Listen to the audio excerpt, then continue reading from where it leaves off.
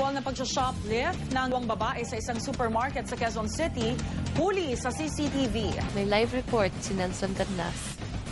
Isang insidente ang iniimbestigahan ngayon ng mga otoridad kaugnay ng umano'y shoplifting incident sa Novabayan na kinakasangkutan ng isang senior citizen.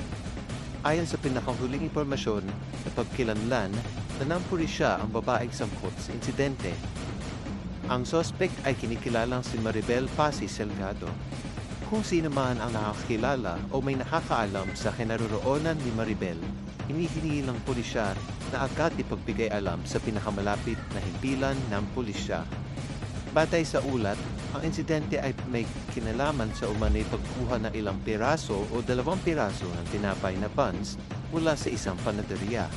Nilinaw naman ng mga otoridad na patuloy pa rin ang verifikasyon sa detalye ng pangyayari.